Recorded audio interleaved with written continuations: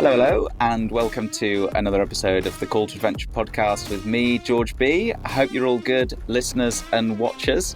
So today, we're going to kick off with something a little bit different. Normally, we talk about new trips that we've added or new things going on at Call to Adventure.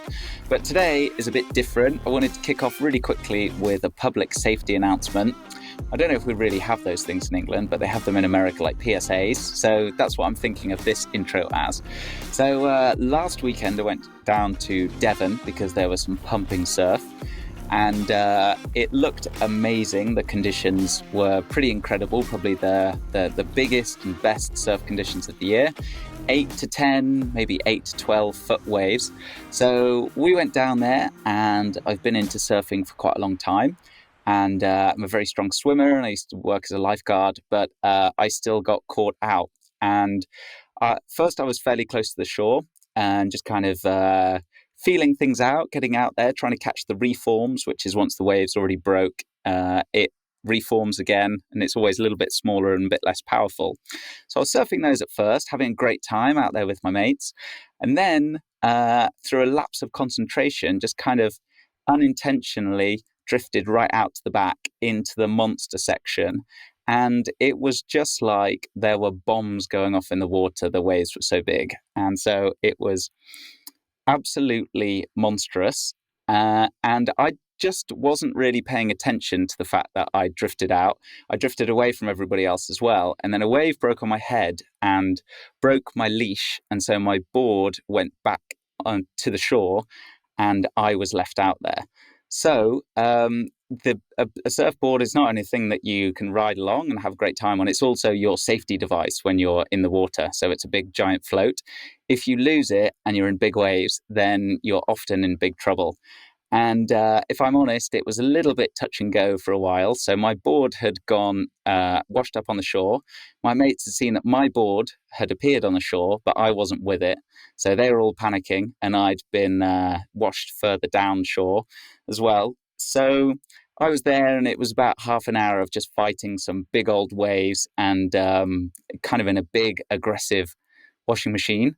But it just really made me think that I encourage people, and Call to Adventure is all about getting people out on adventures. And that's definitely still the mission that I want to stick to. But doing adventurous stuff, there's a reason why we call it an adventure. That's because the outcome isn't always known and there's often a bit of risk to it. So I just wanted to remind everybody to still go out there on amazing adventures, whether you're swimming, climbing, mountaineering, whatever. But just be careful out there, everybody. Don't want anybody getting themselves in sticky situations.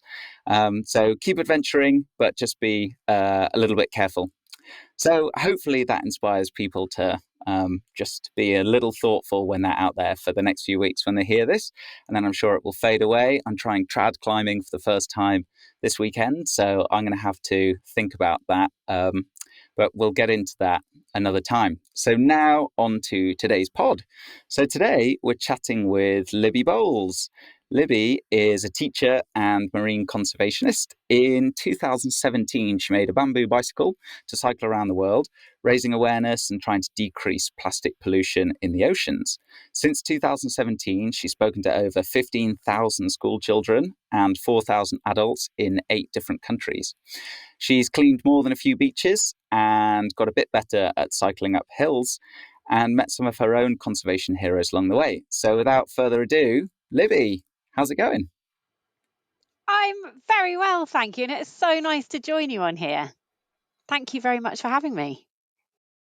It's awesome to have you on here. So we were chatting a little bit before the show about how we met. And we met at the RGS, the Royal Geographical Society. I can't remember what the event was, but you seem to remember it quite well. I think we were in an Everest VR room and we were sitting on the floor eating lunch. Is that, Yeah. I think I'm right in saying that. It was the Explore weekend, and if you don't know the Explore weekend at the RGS, I thoroughly recommend looking it up. It's one of the most mind-blowing, inspiring weekends where you have a series of lectures in the main lecture theatre that kind of soup you up for the weekend, get you all ready for it, and then there are many different rooms that you can choose from and go to various kind of workshops and panels and things and listen to people who have done field work in various places around the world, who have kind of sailed the oceans, cycled the world, and done all sorts of amazing things. And you can go along and listen to them and ask them questions. And we met at Explore in 2016, and I remember distinctly sitting on the floor in this room, kind of eating our lunch because there was no space to sit down. And we were excitedly swapping plans and stories about our adventures that were about to kick off. And it was just a really wonderful time to meet someone who is doing the same kind of thing. And getting souped up about an adventure when you hear about other people's adventures is one thing, but getting souped up knowing that you're about to embark on one is another level of excitement, isn't it? Yeah, I think we were both totally frothing at the idea of getting away on bike trips and doing some big old adventures. So yeah, it's really, really good to. We talked about. I really wanted to get you on the podcast, and 5 years later, we've finally done it. So that's awesome. Let's kick off with some quick fire questions. So Okay, you ready for the first one? I think so. What was the first CD you ever bought? Oh, can I do first vinyl? Yeah. First vinyl I have hanging on my wall upstairs, and it was Pass the Duchy by Musical Youth.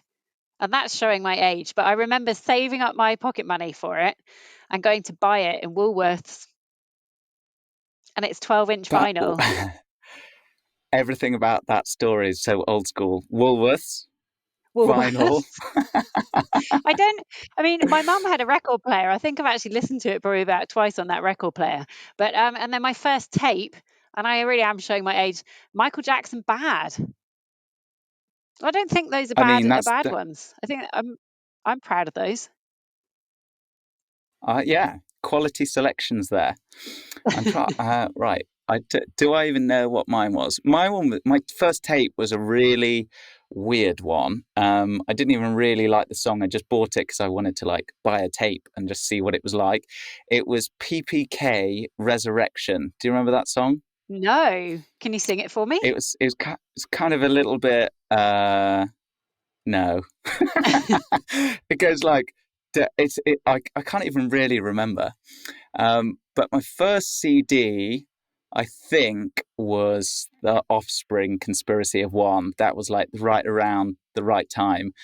And yeah, I think there, I mean, we actually kind of, when you like have your trip down memory lane for your guilty pleasures, we did Yep. have the Offspring on the way down to Cornwall for a trip a few weeks ago, and it was amazing. Just like reminds you of the amazing days when life was just so simple. But yeah, I think that was. I'm pretty sure that was my first one. Okay, Oh, number I do two. know what my CD was. My first CD was Pump Up the Oh, Jam by Techno. Was it Techno Jelly? damn, That's but the da, da, da, da, Pump but the Jam. Pump how it up. pump the jam, da, da, da. Jeez. Yeah, I remember that one. Moving on. Okay, number two. Now that we've done our karaoke, obviously, other than this one, do you have a favorite podcast? Obviously, yours is my favorite. I do like Adam Hmm. Buxton. You can't beat a bit of Adam Adam Buxton. Buxton. Yeah. Have you listened to his podcast?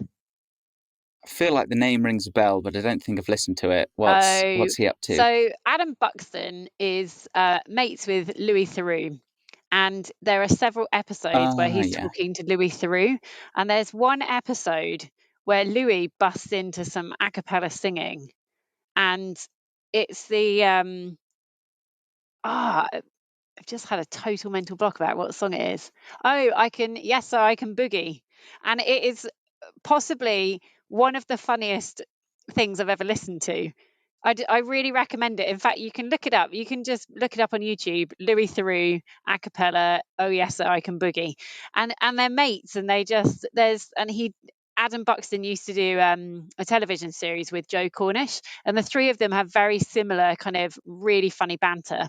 And I do really like his podcast. He talks to lots of really cool, interesting people. Not all of them who he's kind of big fans of or whatever. I listened to one the other day where he was talking to Robbie Williams. He was like, I used to really dislike you, but against my better judgment, I think you're all right now.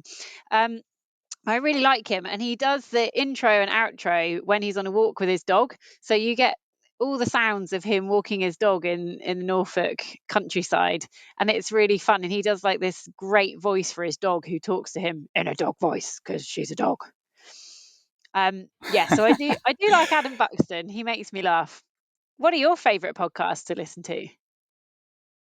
I like the sound of that. I'm going to listen to it. I just remembered somebody was telling me last week about that, and I couldn't quite remember his name. It did ring a bell, but I do like Louis Theroux, especially as he's able to, like, on his shows, he's able to get away with things that other people wouldn't, because he's kind of so unassuming and unthreatening as a man, like glasses, very lanky, like tall and skinny, and so he has this ability to like ask things and go places that others wouldn't. So I do like his stuff. He did some fascinating ones, like some really good ones where he went to go and stay with neo-Nazis. He's done ones on all sorts of stuff, hasn't he? I really Yeah, his like his shows. programs are amazing. But he's really interesting. He's done quite a few episodes on the Adam Buxton one. And I recommend them for a listen. They're really good.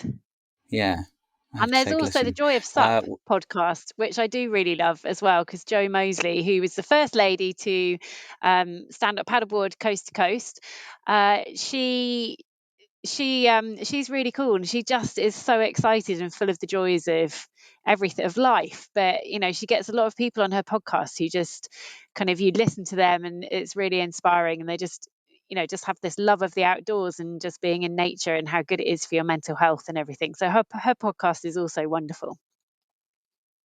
oh, awesome! I'll have to check that out. I have to have a chat with Joe at some point. That sounds really good. I'll add it to the list. Yeah.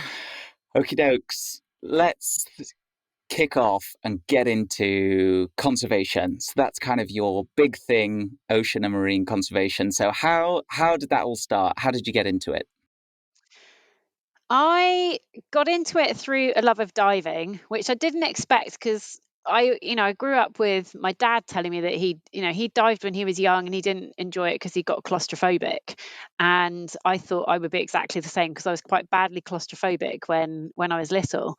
And then when I finally started diving, which was kind of, in my 20s, so it wasn't straight out the gates, I just felt like I'd gone into this magical world. And any of the movies that you see, whatever they can dream up, never match up to the wonder of all these cool little critters and things that you find underwater. And I just wanted to be underwater all the time.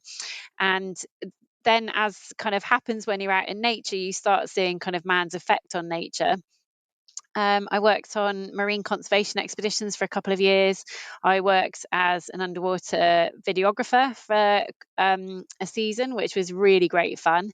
And I just loved it and wanted to be Mm. under the water more. I then spent 3 years working in a marine research centre in southern Mozambique, and I worked for the world's leading experts in manta rays and whale sharks, and did all of this amazing research into mantas and whale sharks and other endangered species that were there.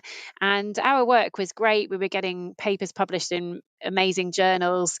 It's serious science, and the IUCN looked to our research for listing mantas and whale sharks on their red list. And so we were working in quite an important place, really, in terms of marine conservation. And our work was helping to get these animals legally protected. But I started seeing, just so much plastic and rubbish in the ocean, and so much effect of man, just, the kind of byproducts of things that we do in our everyday lives. And although the science really kind of lit up a passion inside me, I decided that actually I needed to go back to teaching and really kind of let people know what was going on under the surface of the water. Because I think it's really easy if you don't live underwater and you don't have a good view of what's going on underneath the surface, then you don't really know. You just kind of see this big blue thing. The ocean looks amazing. It's so big. It covers so much of our planet. It must be clean and it must be healthy. But when you start to kind of see what's going on underneath the surface, you just want to help other people to see what's there and to see what's happening in terms of, kind of anchoring lines, damaging corals, in terms of ghost nets damaging all sorts of the reef, but also all sorts of creatures that are in the sea, fishing lines wrapped around various animals and strangling various animals, and animals just eating all of this plastic that's in the ocean. We did necropsies on various animals, cutting open dead turtles or seabirds in different projects that I've worked on, and just seeing these animals just literally full of cigarette butts and plastic and all sorts of stuff that they shouldn't be. And it just really bothered me, because I thought, actually, if this was on land, everyone would be absolutely horrified. And it's only because it's a kind of really alien thing to people. It's so far removed from our everyday experiences. So I really wanted to work in a realm where I was able to educate people about what was going on, and just help to make a connection between not only the land and what's going on, what then reaches into the ocean, but our everyday actions and how they affect nature as a whole, but also the ocean, because the ocean provides over half the oxygen that we breathe. So even if you don't have a kind of love affair with what's going on under the water and you don't really care, we all have to care, because it's producing half the oxygen we breathe. So we need it to be in good shape. So I took a really hard decision to leave my amazing life living in a little garden shed in southern Mozambique. I lived behind the secondary dune, so I could hear the beach. I could hear the sea lapping up on the shore from my bed. I could hear when it was a good surf day and when it was a flat surf day from in my bed. And I'd surfed every day and dived lots of days and did evening talks on these amazing creatures to tourists, and it was really pretty idyllic. But I decided that actually my passion for it and my want to change things and make it better meant that I had to leave the ocean and come and visit people where they are, talk to them in the headspace where they're at, and try and educate people about what's going on so that we can try and make a positive difference. Well, I'm lucky that we've got people like you. I think we all have to be very grateful that there's people who are willing to step up and make the sacrifice and turn away from what can be an idyllic life to something that needs to be done. So I think that's really, really cool and a very inspiring thing that you chose to do. You talked a bit about single-use plastics and that some people aren't so aware of I guess the situation. So can you tell us a bit more about like the life cycle of single-use plastics? What happens along the way and how do they end up in the oceans and why does that matter? Right. So single-use plastic is it's a real hot topic. We've been talking about it, for a good few years now, and I think people are familiar with the concept of single-use plastic. Something that we use once is a bit of a rubbish idea, because we shouldn't have such a throwaway society. In the 50s, it was basically plugged for the purpose of selling this amazing new substance that we could just have this throwaway lifestyle. There was um, an article in one of the biggest magazines in the world, and it was entitled Throwaway Living. And there was a picture of a family throwing all of this plastic up into the air. And great, isn't that fantastic? Because you don't have to worry about it anymore. You don't have to clean it, you just throw it away. But we now know that there is no away. So, what happens with plastic is, where if you explain it to a child, or to someone who doesn't know what it is, it just sounds completely insane. We take oil, we ship it around the world, and we spill some on the way, and we kill various animals and all sorts when we spill it. We ship it over the other side of the world. It gets changed into this material that's so durable, so long lasting, that it will take hundreds and hundreds of, if not thousands of years to break down. And then we ship it around the world some more get spilled into the sea, causing more issues.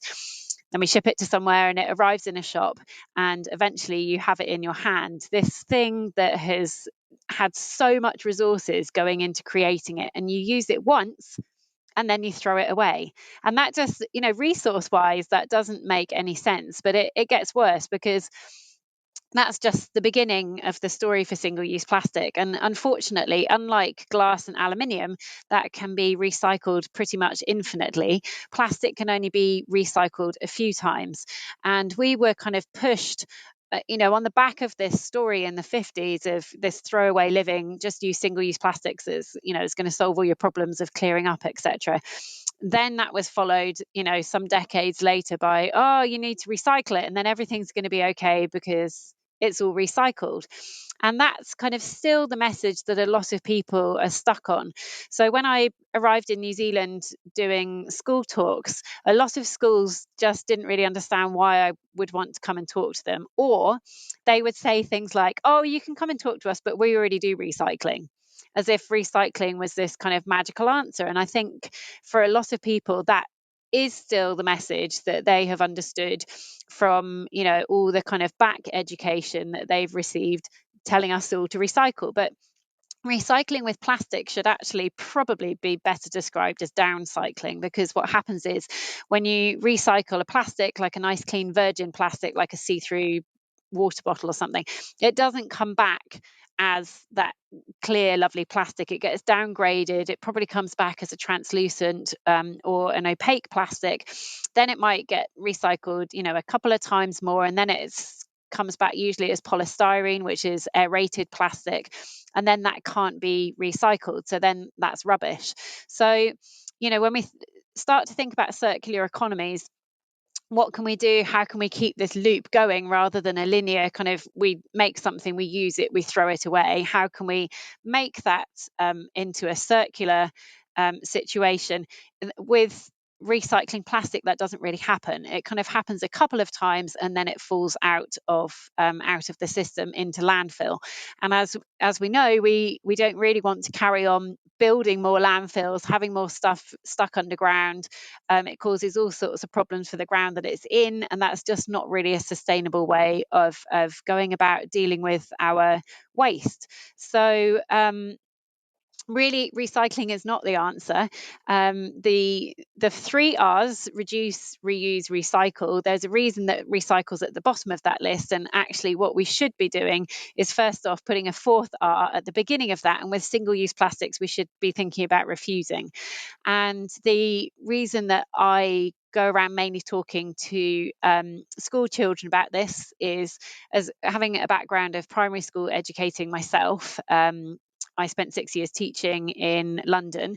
I really kind of know that kids, if you tell them something and they get really fired up, they will do something about it. And they've got this wonderful kind of pupil power where they'll go home and they'll get all fired up and they'll tell their families, and they'll have a go at mum. Lots of people came up to me, particularly when I was traveling around New Zealand, and this lady said, "You're that lady on the bamboo bike. My son's making my life a misery and I can't go and buy whatever in the supermarkets anymore." And I was like, "Oh, okay.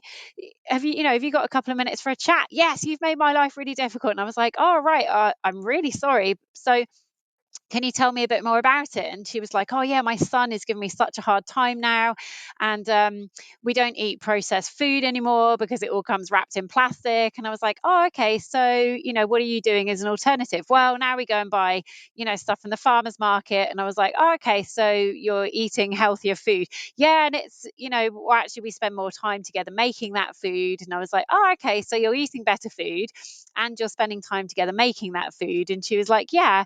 And as she was kind of saying it, you could kind of see the cogs turning, and she was like, actually, this is pretty cool. And I said, oh, you must be so proud of your son for wanting to really make a difference, for you and for the rest of your family. And she was like, yeah, actually, yeah, I kind of am.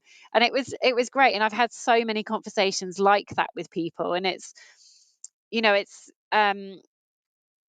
always the conversations that start off with someone wanting to tell you that they can't do something that I think lead to the most interesting chats, and also lead to chats where you can kind of help people to slightly reframe their thinking.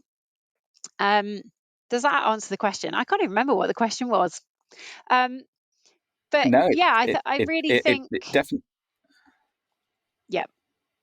Go ahead. Go ahead. No, I just think that kids have such a power. And there's a little boy who was at one of my workshops in Sydney, and later that day he went into a cafe, and he was 5 and really cute as well. And I think a lot of people look at kids in a very different way than they do to adults. So if this story had happened with an adult, I don't believe the outcome probably would have been the same. So he marched into this cafe, and there was a bit of a queue. And by the time he got to the front, he felt really, empowered from our workshop about making a difference. So he got up to the front and he said, "Oh, I'd like an orange juice, but I don't want a straw in mine because I really like turtles, and I don't want my straw to end up in the sea by mistake and get eaten by a turtle." and and he said it really loudly, and his mum was like kind of a little bit embarrassed because everyone could hear in the cafe and he was being quite loud. And then he kind of said, "Oh, and can I speak to the manager, please?" And the person waiting went off and got the manager, and the manager said, "Oh, hi, how's it going?" He's like, "Yeah, I was wondering if you can just use paper straws instead of plastic straws, because then nobody who comes in here is going to use a plastic straw. And imagine how good that would be," like that kind of thing. And because he was 5 and super cute, I feel like he had a lot more clout than an adult saying the same thing. And the people in the queue behind him all asked for their drinks with no straws. And I just think in 10 seconds, without trying to tell anyone else what to do, by just being the bestest version of himself, and by just trying to do the right thing, he had a really great impact. And there was another a town in New Zealand that I spoke in Nelson. And Nelson is a very, very forward thinking, very environmentally friendly, switched on, eco kind of place. But there was this group of young ladies from this school, and they called themselves the Green Queens.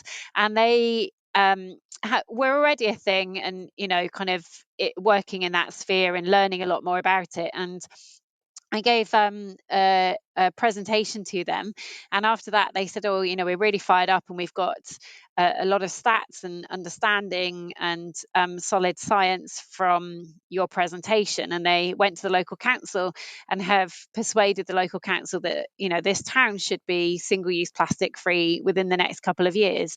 So I think there's a real power to firing young people up and pointing them in the right direction with a solid understanding, with good education about why these things are bad, why we need to move away from single-use plastics. And but by the same token, I don't think as adults we can rest on our laurels and allow young people to try and sweep up our problems. I think with amazing people like Greta Thunberg and whatever, we get very used to these young people coming through and making a difference. But we all need to be doing what we can. So in my presentation, I talk about finding your superpower. So once you realize that you care about a cause enough to make a difference, then you kind of have to have a really good, honest moment of introspection and think, what is it that I can offer? So you might have a degree in law, and you might be able to help with systemic change, trying to drive kind of top down change. You might be an amazing artist, and you can help people through your art to understand what's going on. For me, as an educator, my kind of superpower, as it were, is helping people to understand the problem, helping people to see the problem, the issue, and understand the issue, and then hopefully get fired up and want to go and make a difference in their own way.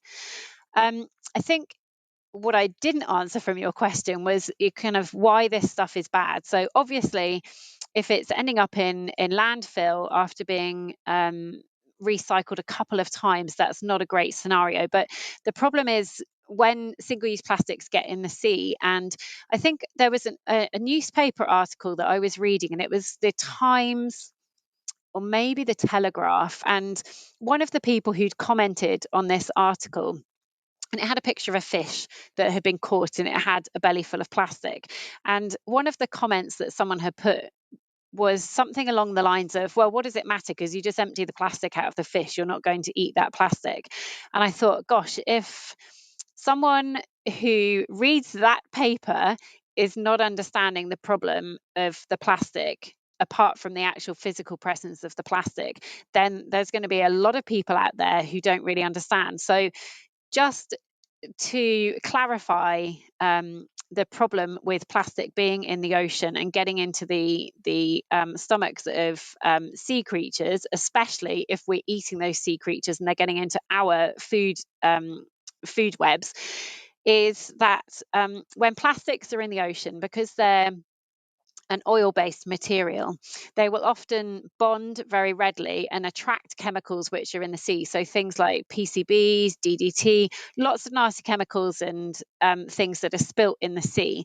These plastics kind of become like a sponge, and they soak all of these chemicals and nasty things up.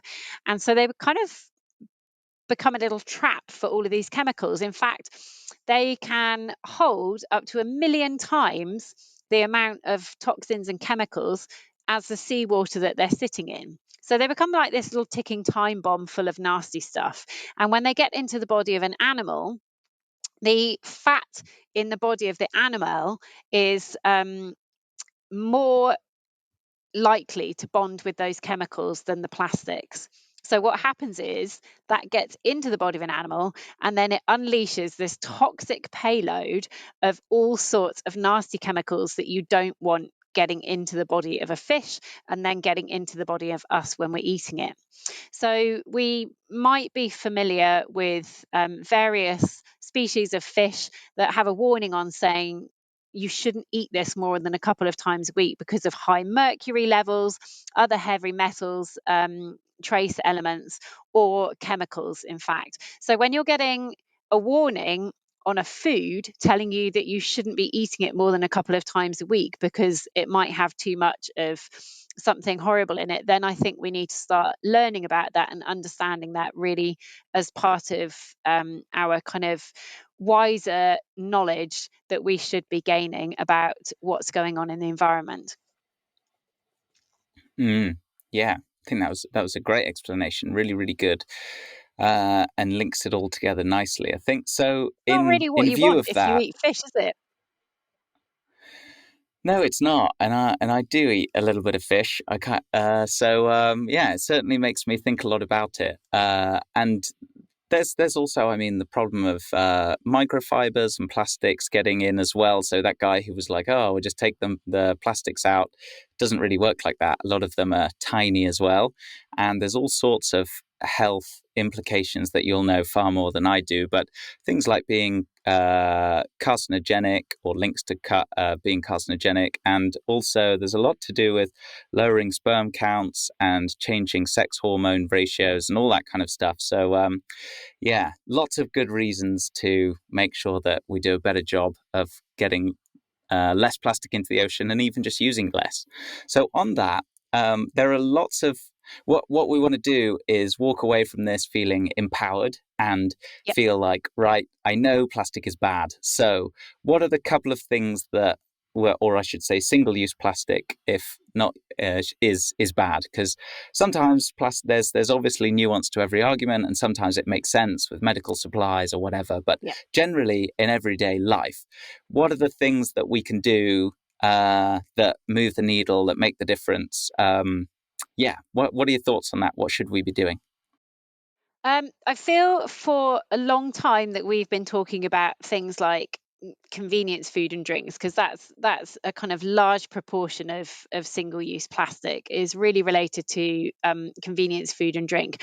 So carrying your own reusable water bottle, having a lunchbox that you use instead of always buying stuff in packaging. You can even go into supermarkets, like the counter where you're buying meat or whatever, and in most places now they're really open to taking in your own container.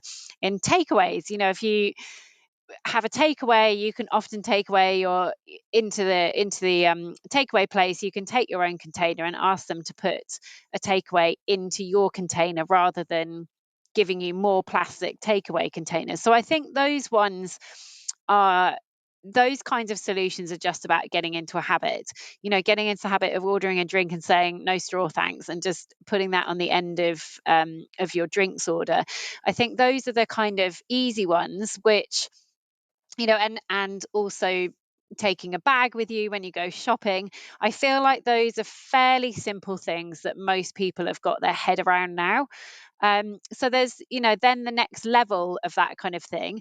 I always describe, rather than saying go and do these three things, um, having, just said carry around your own reusable bottle, a container, carry around your own cutlery. So, you can have a bag that you have that stuff in that you carry around with you, and that makes life easier. And when we're cycle touring, you've got all that stuff with you anyway, haven't you? So you get into a kind of a good habit of carrying around those items that make it much easier for you to use less single-use plastic.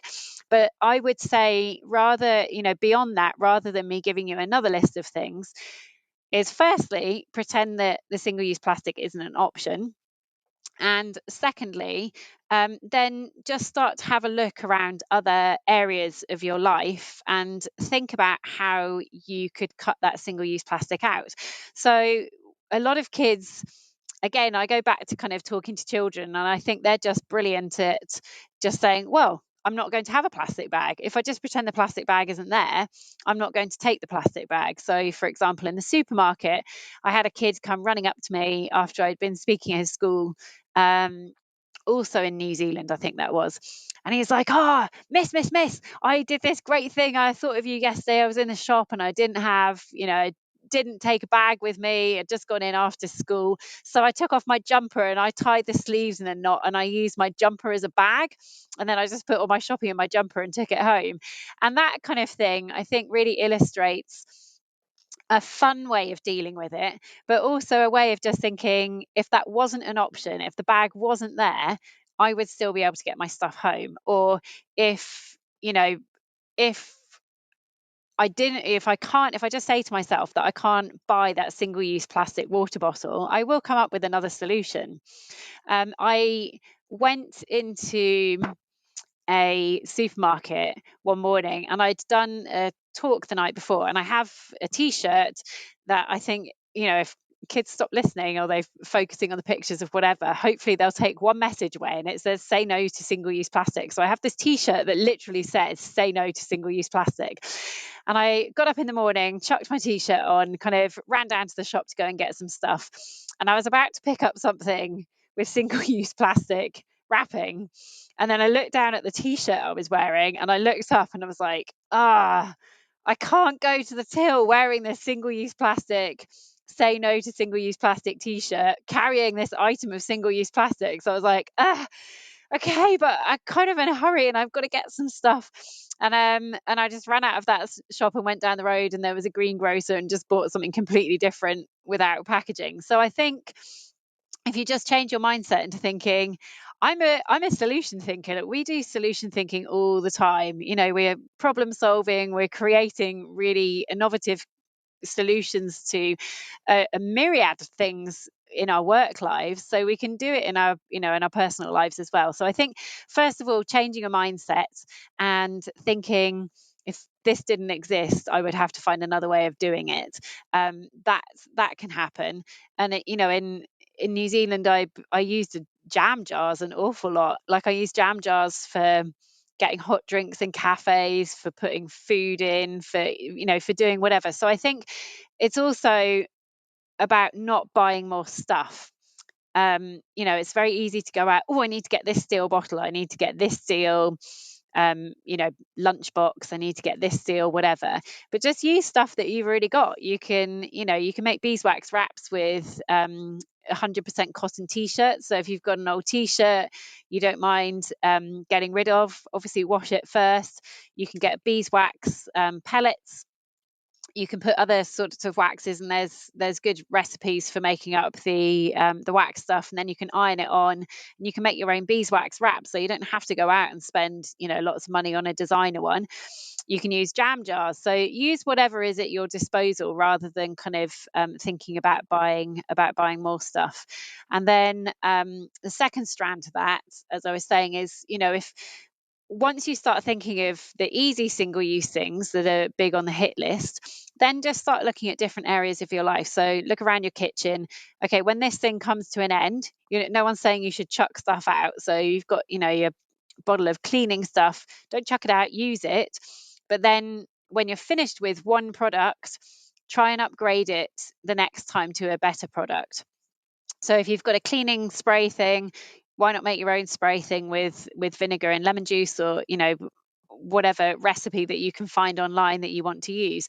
Why not look around your bathroom and think, okay, finish my toothpaste tube? And there are places that now claim to recycle toothpaste tubes, but they're very, very complex and difficult, like Tetra Packs. They're very complex and difficult to actually recycle, so it's much better not to use them in the first place. So why not try toothpaste tablets? You can get toothpaste in glass jars. There's all sorts of different options, so don't try and change everything at once, because that's really overwhelming. But just as something runs out, just think, what could I replace that with that's probably a better option? I think that's a good mindset to get into. Yeah, yeah. The highest level, the first and most important thing is consuming less, like you say, and then that makes everything else a lot easier. And the other stuff is really important too. But it's so easy to instead of thinking about, well, should I get this option or this option? Is this one more sustainable? Like, oh, I'm buying clothes. Well, organic cotton's better, but it uses more water. And what about the dyeing process in bamboo? But then you can ask yourself, well, do I really need this at all? And that's ultimately the kind of best option. And we've talked a lot about buying secondhand and all the good stuff that goes along with that. But I do want to give a shout out to the new deodorant that I've been using, because it's awesome. Ooh, So I tell bought me. it from Jarvis's. We had Jarvis on the podcast, Jarvis Smith, a little while ago. Bought it from My Green Pod, and it's called We Love the Planet, and the mint flavor, I guess, is it a flavor? The mint variety is amazing. Comes in paper kind of wrapping, lasts forever, and it's very natural. But normally, I've tried quite a few of them. Normally, natural deodorants, you just kind of then smell sweaty with a bit of a different smell as well. Whereas this Yeah. one, it's you're golden. Like it actually works. It works like a proper deodorant. It doesn't stop you. It's not like antiperspirant. Doesn't stop you sweating, which I'm sure must be terrible for you. But no heavy metals, no plastic wrapping, and it's awesome. So We Love the Planet. It's a little bit pricey, but it lasts for ages. So yeah, big shout out to We Love the Planet. Love that. Love that Yay. deodorant. That sounds awesome. Okay, I'm going to look awesome. it up. Let's Yeah, take a look. The mint one is definitely my favorite. Have a look. Let me know what you think. So, I mean, I think I could do with a bit more in here. In the studio, it's about 500 degrees and I am just roasting. I've got a fairly little light on me, but it's so hot. I'm not sure the guy will agree when I finish in the recording studio that my deodorant's been that effective, but we'll see. Okay, let's bring it home with a little bit of adventure stuff. So you talked earlier about some cycle touring that you did. So tell us about building your bamboo bike. I had met I think it was at that first Explore weekend I went to in 2016. I met Dr. Kate Rules, who has also made herself a bamboo bike, and I talked to her about it. And I've been looking at there's a few places that do wooden bikes in kind of various ply and bits and bobs and bamboo, and I'd seen that she was speaking at the RGS, and really was just so keen to see her and see her bike and kind of see and feel it in real life. And she told me about the Bamboo Bicycle Club, which is where I made my bike in 2017. So it's I really took them at their word when they said, yeah, rock up, you don't need to know how to make a bike, we're going to help you do it. So I was like, great, I don't know how to make a bike. I know just about how to change a puncture, change the chain, that kind of basic level thing. And then I rocked up, and everyone else pretty much in my workshop was a professional bike maker. So I felt quite intimidated, but it was such an amazing experience. You walk in, a jig's already set up for you with your measurements, and you just start literally within 5 minutes. You're there picking up sticks of bamboo and deciding which size you want, what kind of color you want, how close the nodes are, which is like the joins all along the stems. And it was just a really, really enjoyable experience. I love making stuff, so for me, just having just being able to create a bicycle yourself, let alone one that you're going to be riding around, was a real pleasure. And for anyone who loves riding a bike, I thoroughly recommend making your own, because it gives you another level of joy when you're riding it around. And I think for the mission that I was after and going on, having a bike, firstly, that you've made yourself, and secondly, that's compostable, is a really powerful message. And it obviously looks quite different and is a great icebreaker when you're kind of traveling around and also going into schools. And to rock up on a bike that's made of grass and that is compostable and you've made yourself is already a really good message to bring to pupils, I think. And when I started out on that kind of conservation education journey, I came home, got a job in a school in London, and had kind of real life superhero chats with my pupils, where I just kind of said to them, don't listen to anyone telling you that you can't change the world till you're grown up. Just go and get on with it now, and do something about what you really believe in. And it was one of those pupils, a 10-year-old, who challenged me and said, if you really love the sea, miss, why aren't you doing something more to save it? And it was that kind of genuine sitting right on the cusp between being as cheeky as possible and really not understanding, and just thinking, why aren't you doing something more? Go and do something really big. So we came up together with this great plan, and part of that plan was having a really cool mode of transport that you can get around the world on, that's that's accessible. And it's, if you rock up somewhere in a Ferrari, you're completely sealed off physically, but also it's so inaccessible. But if you rock up on a bicycle, everyone, most people in the world can relate to a bicycle, or even have one, or can ride one. And so to arrive somewhere in the open air, feeling all the elements, for good, for bad, the burning sun, or the driving rain, or whatever, you're just so much part of the environment that you're in. And it's just, it's such a fun way of having an adventure and bringing attention to a cause that you really care about. And then more recently, I've done lots of paddleboarding. So I bought a paddleboard about 6 years ago from an awesome company, Fat Stick Paddleboards, and they're really great because they've tried to eliminate single-use plastic, and they've got it out of their supply chain, like right back to all the way through their supply chain.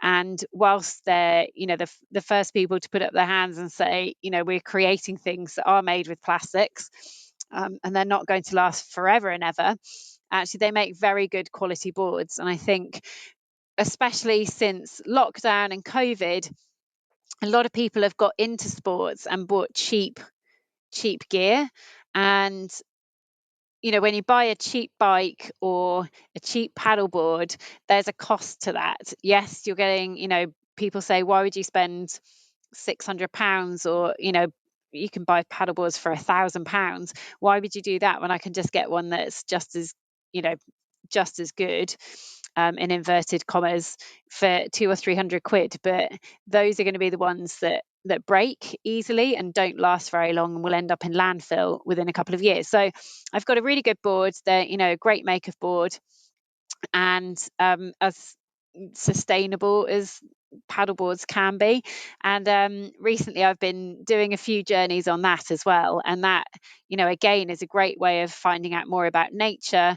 You kind of paddling down these rivers where you're seeing sewage outlets pouring into rivers, and it's a great way of gaining a lot of understanding and education about what's going on in our waterways. So I've done the whole sea thing, being, really enveloped in that world underwater, seeing what's happening with all the sea creatures. And I'm really enjoying getting to know a lot more about what's happening in our rivers and waterways around the UK. So yeah, adventure is a great way of, passing the time, but it's also a really magnificent way of getting to learn more about our planet. So I think it's really wonderful if you can also link that with an environmental interest. Yeah, I think that's a great way of looking at it. And it's really good to hear you say that you still bought your paddleboard, even though you know that it kind of has, it's made of plastic, but you're still so devoted to the cause of cleaning up the oceans. And I think um, we just need to be honest about the fact that you had that really good Jane Goodall quote on your site. Every individual makes a difference. You have to decide what kind of difference you want to make, and I think that's so true. Like, and every life is always going to have some impact on the planet. It's just that we have to be thoughtful, and it's not about not enjoying yourself, never doing anything that you want to do, and being this kind of abstinent monk of modernity. We live in the world that we live in, but we can do a lot of good by just changing some things that are not particularly difficult. So we should feel upbeat and positive about doing these things, as opposed to feeling like we're missing out and not able to do the things that we want to do. So yeah, I think that's a really encouraging message. And I haven't done loads of stand-up paddleboarding, but definitely like to get into it. We'll have to go out for a stand-up paddleboard sometime. I would love that. That would be so fun. I started doing it because I had neck problems and I couldn't, I got told that if I was going to carry on surfing, that was going to do my neck a lot of damage. So I started paddleboarding, crikey, in about 2014, 13. And it's great. It's such a nice, peaceful way of being out, being out in nature. But they're hard to surf on. Like, I found them much harder than a surfboard to start with. Yeah, there was a guy, going back to the opening, there was a guy out in these waves that we were in who was on a stand-up paddleboard, and it was like probably 10 or 11 feet then, and he was just a nutter. It was amazing to watch, though. He was just paddling into everything and it was just going so high on the back of this wave, and I was like, this guy is insane. But he was a super skilled waterman, and obviously, like, from there he must have spent a lot of time in the water. But I was doing my best to like get out of the way of these giant waves, and he was doing his best to get on every single one. And I thought, wow, doing that on a stand-up paddleboard with like or the sheer size of it and immovability, but he was pretty good on it. So yeah, well, maybe we'll start with some like rivers, canals, and then we'll work up to the waves. I've tried it a couple of times That in the would be sea, really but cool. not in anything big.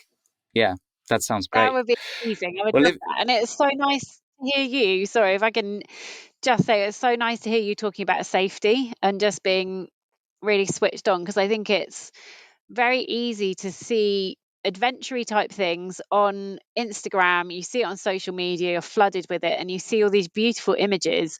And I think it's really important to remember that actually behind all of those pictures for responsible adventurers, there's a lot of planning and a lot of awareness about safety gear, safety checks that you want to do before you go out. So it's Georgia, it's so lovely to chat to you again, but also really amazing to hear you talking in a really responsible and sensible way about how we can all look after ourselves and each other. Yeah, Libby, it's been awesome to chat. It's definitely been too long, and I'm glad that we finally managed to catch up. So I know that you have a lot more insightful stuff to say and messages to spread. So where is good for people to find out a little bit more about Libby Bowles and Tread Lighter? I have a website, treadlighter.org.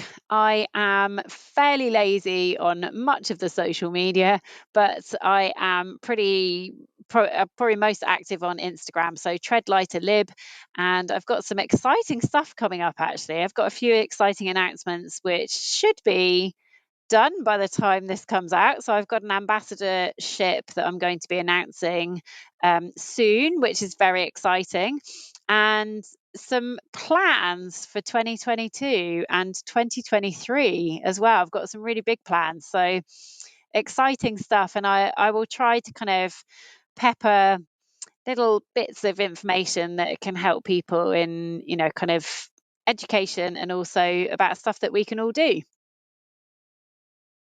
Very cool. That's awesome. And there's also a TED Talk that you guys can go and check out. So highly recommend that you go and take a look at that.